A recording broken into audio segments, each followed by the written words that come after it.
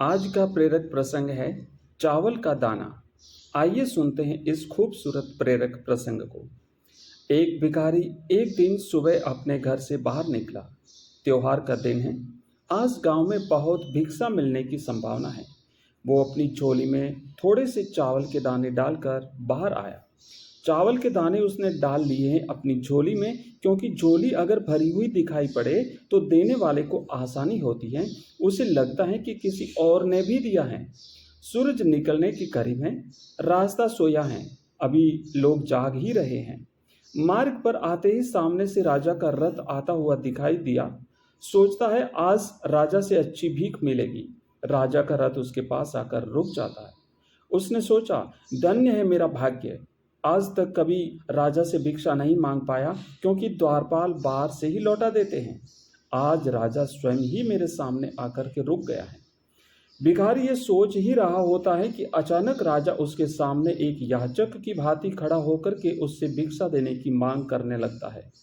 राजा कहता है कि आज देश पर बहुत बड़ा संकट आया हुआ है। ज्योतिषियों ने कहा है कि इस संकट से उबरने के लिए मैं अपना सब कुछ त्याग कर एक याचक की भांति भिक्षा ग्रहण करके लाऊं, तभी इसका उपाय संभव है। तुम आज मुझे पहले आदमी मिले हो, इसलिए मैं तुमसे भिक्षा मांग रहा हूं।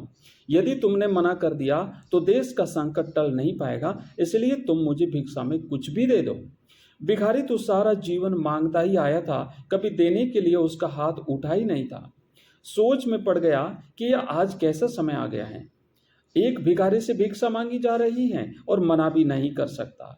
बड़ी मुश्किल से एक चावल का दाना निकालकर उसने राजा को दे दिया।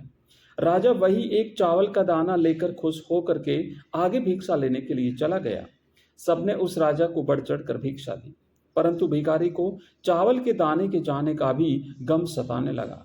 जैसे तैसे शाम को वह घर आया। भिखारी की पत्नी ने भिखारी की झोली पलटी तो उसमें से उसे भीख के अंदर एक सोने का चावल का दाना भी नजर आया।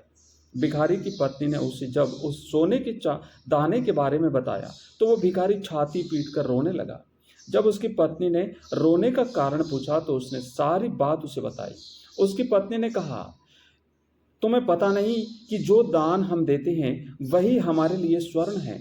जो हम इकट्ठा कर लेते हैं वो सदा के लिए मिट्टी का हो जाता है। उस दिन से उस भिखारी ने भिक्षा मांगनी छोड़ दी और मेहनत करके अपना तथा परिवार का भरण पोषण करने लगा।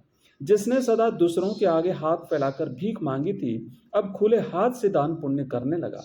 धीरे धीरे उसके दिन भी बदलने लगे। जो लोग सदा उससे दूरी बनाया करते थे, अब उसके समीप आने लगे। वो एक भिखारी की जगह दानी के नाम से जाना जाने लगा।